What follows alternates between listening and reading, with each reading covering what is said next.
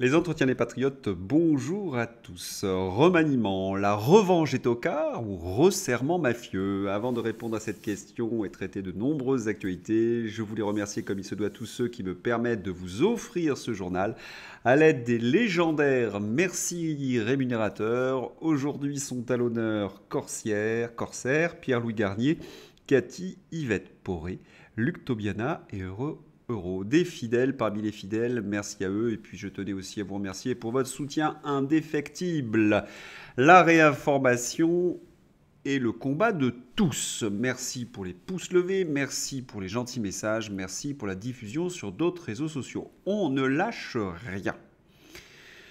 On parle beaucoup météo en ce moment. Tenez, la météo du jeudi 20 juillet. Paraît-il que c'est caniculaire et pourtant c'est une journée d'été assez banale. Quant à celle de vendredi, je vous donne la météo de l'après-midi. Là encore, des températures de saison. Pourtant, lorsqu'on allume la télévision et qu'on écoute les chaînes de réinformation en continu, ils vous expliquent que la France est frappée par une canicule terrible. Il y a un tel écart entre ce que vivent les Français et ce qui est affirmé sur les plateaux de télévision que c'en est même dérangeant. Qu'est-ce que cela cache? Je vous ai souvent expliqué que Davos, en effet, avait une petite idée derrière la tête, le fameux pass climatique, la fameuse révolution verte, et donc il faut imposer absolument ce narratif du changement climatique. Et cela prend parfois des tournures un peu étranges. On a beau s'attendre à toutes les stupidités, mais la trouvaille de Christine Lagarde, de la Banque Centrale Européenne, parvient à nous sidérer par son énormité. L'inflation est liée au changement climatique. La bête que combattent toutes les banques centrales. Alors on ne sait pas exactement quelle est cette bête. Est-ce comme Emmanuel Macron? Est-ce que c'est la bête de l'événement? Égard à ceux qui ne croient pas à la fin des temps, que nous allons tous mourir. Ils sont de suite excommuniés des plateaux de télévision. Par ailleurs, tout ce beau monde donc communie sur l'autel du réchauffement climatique, de la présidente de la Banque centrale aux révolutionnaires comme Mélenchon qui n'hésite pas à reprendre à sa sauce les éléments du narratif de Davos. Pour Mélenchon, seule l'action révolutionnaire et subversive permettrait de lutter pour le climat. Nous n'avons plus le temps d'attendre de nouvelles élections. J'ai une question à poser à Mélenchon. Si Macron prend des mesures extrêmement dures contre les Français pour lutter contre ce fameux réchauffement climatique, il voterait dès demain comme il l'a fait avec le Covid? Je crois que la réponse est dans la question. Les Français n'ont donc plus le droit de voir ce qu'ils voient. La réalité, elle est dans l'œil des médias de BFM TV ou de LCU. Et on nous fait prendre des vessies pour des lanternes. Tenez, prenons le cas de Jean Messia. Jean Messia a été fortement agressé par un député de la France Insoumise, Jean-François Coulombe, qui qualifie donc Jean Messia de néo-nazi, ni plus ni moins, et les donateurs de la cagnotte de suprémacistes, racistes et néo-nazis. Je pense que ce Jean-François Coulombe n'est pas allé à l'école, il n'a pas appris l'histoire, il ne sait pas exactement ce que c'est que le nazisme. Les Français qui soutiennent la police nationale, c'est la police républicaine. Ah, mais c'est vrai, la France insoumise ne sait plus ce que c'est que la République. Ils sont sortis de l'arc républicain. Pour eux, vouloir l'ordre, vouloir arrêter des dealers, vouloir arrêter des bandits, c'est fasciste. Ils ont un problème manifestement avec les mots. Et d'ailleurs, notre ami Jean Messia ne se laisse pas compter. Il a décidé de faire exactement ce qu'ont fait les avocats de Naël. À partir d'aujourd'hui, ce que je risque pénalement, c'est aussi ce que risquent les organisateurs de la cagnotte pour la famille de Naël. Puisqu'une plainte est déposée par mois contre cette cagnotte pour les mêmes motifs. Du coup, ils vont y réfléchir à deux fois. Et oui, notre ami Jean Messia a porté plainte. Je porte plainte pour escroquerie en bande organisée et manœuvre frauduleuse contre les auteurs de la cagnotte en faveur de la famille de Naël.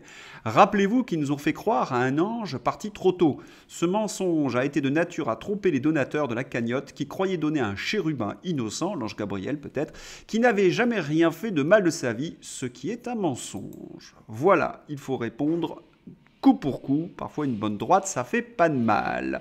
Car la réalité, c'est que ce sont les gens les plus humbles, qu'ils soient d'ailleurs de la diversité ou français de souche. Cela n'a strictement rien à voir. Quand on est honnête, il n'y a pas de couleur de peau.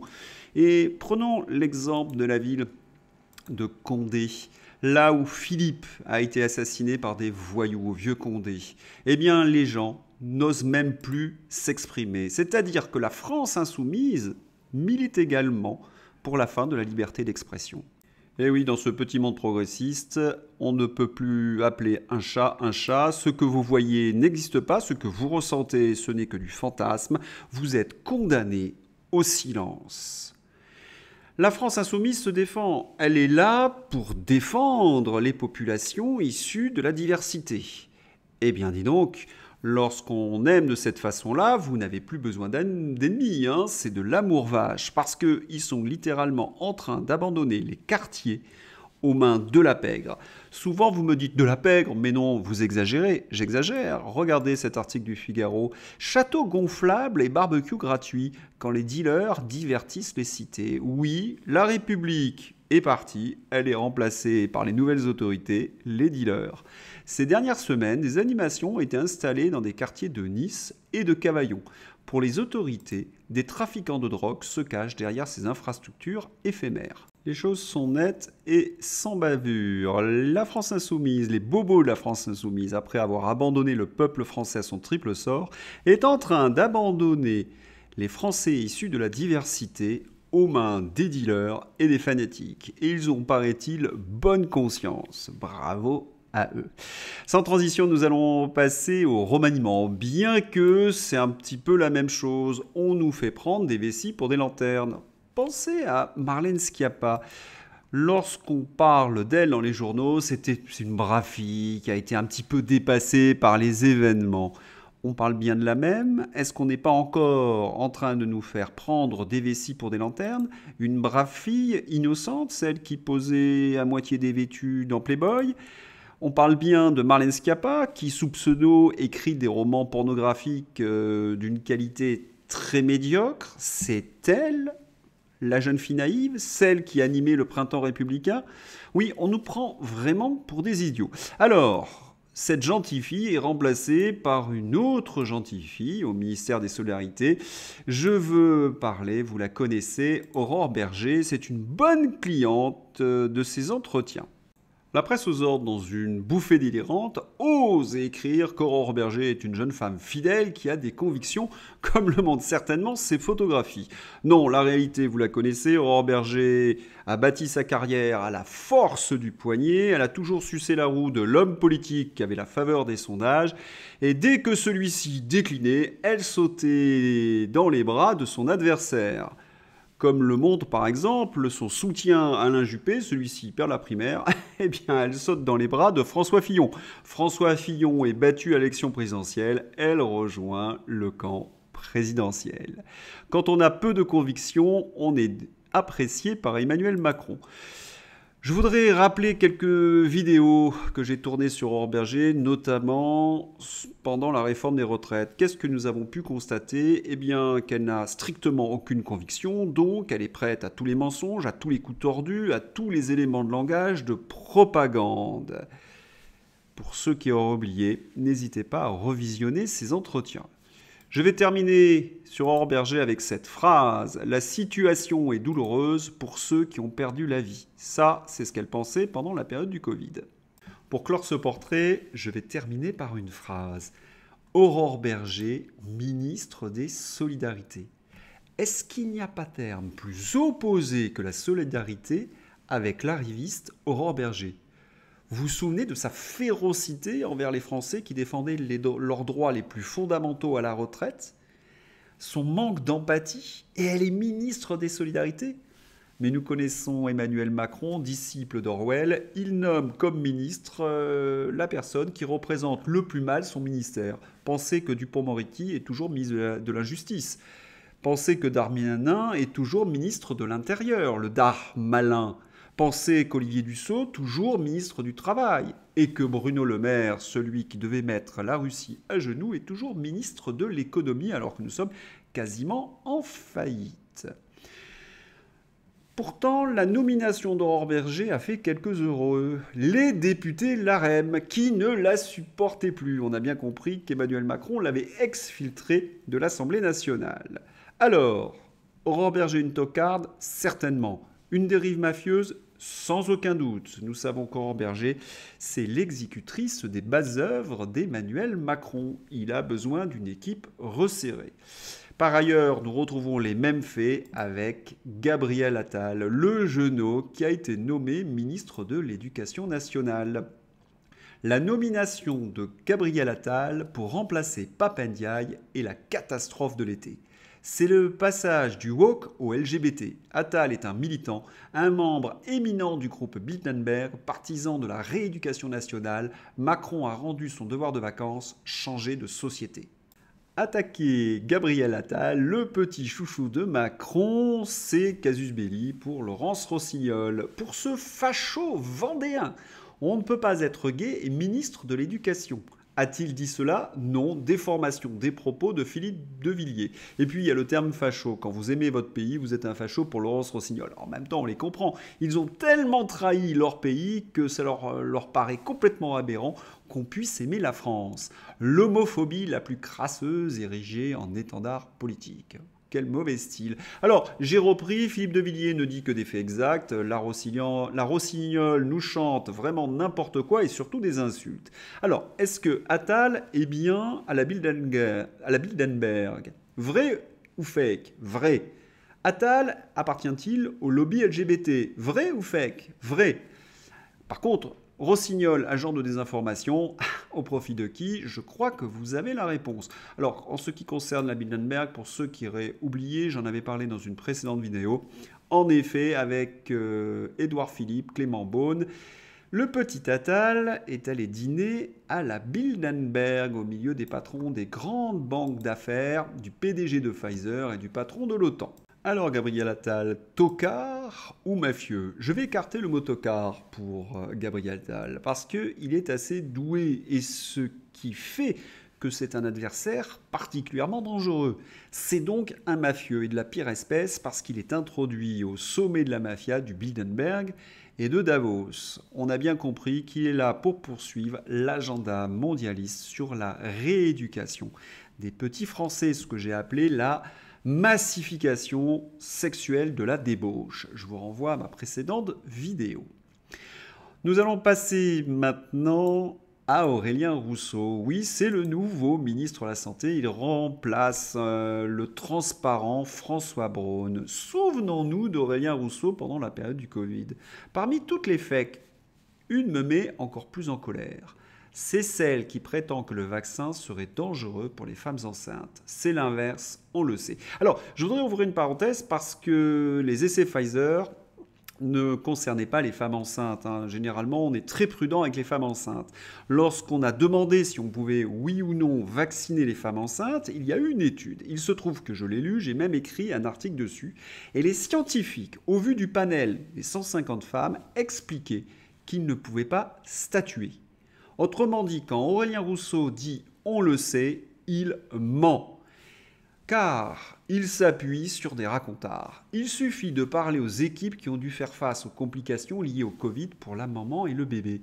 Est-ce qu'il pourrait nous citer ces équipes, ces médecins? Car aujourd'hui, il serait dans le viseur de la justice. Nous savons déjà qu'il ne lit pas les documents. Aucune donnée pour les femmes enceintes dans les études ne rappelle vérité. Mais qu'il se positionne toute bouche ouverte. Un personnage donc qui est non seulement un tocard, mais également un mafieux. Cela promet évidemment au ministère de la Santé. Mais il y a quelque chose de pire avec cet Aurélien Rousseau. Quand je parle de dérive mafieuse, qu'est-ce que nous apprend notre ami Bertrand Schuller? Aurélien Rousseau est le nouveau ministre de la Santé. Vie privée selon Wikipédia. Il est marié avec Marguerite Cazeneuve, conseillère d'Emmanuel Macron pour les retraites et la santé. Et elle est la fille de Jean-René Cazeneuve et la sœur de Pierre Cazeneuve, tous deux députés Renaissance. Il a 3 enfants. À quel type de dynastie, de secte la France s'est-elle livrée?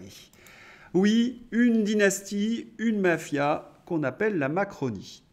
Alors aujourd'hui, c'est les entretiens des patriotes. Je vais essayer le vendredi de vous présenter un patriote. Vous l'avez déjà vu sur cette chaîne, c'est notre ami Bertrand Schuller. Nous avons dialogué ensemble chez moi il y a quelque temps. Et il nous rappelle la dangerosité d'Emmanuel Macron. Allez Bertrand, on vous écoute. Tout le monde quasiment a voté à l'unisson cette loi parce que, à nouveau, il y avait une petite musique, et je sais, puisque j'en ai parlé avec certains députés et parlementaires, on leur avait dit, mais non, mais ça ne change pas, vous savez bien, c'est toujours la même loi, les chiffres changent, et réellement, ça va dans le bon sens. Et à l'intérieur d'un document de cette taille, parce que vous imaginez les annexes comptables dans un tel document, c'est indéchiffrable. Il faut mettre une équipe entière d'un grand parti politique qui décide d'y consacrer du temps. Mais que faisaient les partis politiques pendant la période où ils devaient lire ça? Ils étaient tous en train de téléphoner aux maires qui venaient d'être attaqués. Ils étaient en train d'essayer d'évaluer les conséquences sur leurs vacances, s'il fallait changer les billets d'avion, etc. Je plaisante à peine. Parce que ça fait des années que tout le monde souffrait, les gens attendaient ces vacances, leur famille, etc. Et donc, la loi a été votée dans une forme d'insouciance. Or, c'est une loi qui est extrêmement dangereuse. Je me suis amusé à la formule, mais c'est une loi qui permet, en fait, aux chefs de l'État et au gouvernement d'exercer un pouvoir tyrannique sur le peuple. C'est-à-dire qu'ils peuvent prendre tout type de décision sur notre parole, comme on l'a évoqué dans la première partie de notre entretien, sur nos biens et sur nos enfants. Mais pas que sur nos enfants d'ailleurs, puisque la limite d'âge, c'est 70 ans. Avec des exceptions pour les personnels médicaux, les dentistes, les informaticiens, où là, la limite d'âge, c'est 74 ans. C'est-à-dire que cette loi, elle concerne tout le monde. Vous avez compris comment Macron peut-il rester au pouvoir alors qu'il est minoritaire, que les Français ne veulent plus de lui, le détestent, par une dérive autoritaire. Et le Figaro n'hésite pas à titrer cette chose que je trouve très, très juste. Emmanuel Macron est désormais contraint de gouverner sans dilapider l'argent public. Français, vous avez compris, vous allez déguster augmentation d'impôts, dérive autoritaire. La finance internationale, via le FMI, Bruxelles, Davos, ont ordonné à Emmanuel Macron de serrer les vis de son budget. Comme l'écrit le Figaro, c'est une démission du discours politique face aux défis. Et on comprend mieux pourquoi Emmanuel Macron resserre son gouvernement. Il faut des gens qui sont prêts à tout et qui n'ont pas évidemment la moindre conscience. Pensez qu'il arrive à nommer cette ministre chargée des personnes handicapées, Fatia Khattabi, qui a été condamnée le mois dernier au prud'homme pour ne pas avoir payé ses heures supplémentaires à une collaboratrice. Voilà les gens qui nous gouvernent. Si vous avez aimé ce journal, n'hésitez pas à le soutenir. Il y a eu que quelques déboires avec les caméras. J'espère que ça n'a pas trop gêné le visionnage. Je voulais vous présenter mes chiens aujourd'hui, mais il est bien tard. Ils sont déjà couchés. J'essaierai une prochaine fois. À bientôt. Au revoir.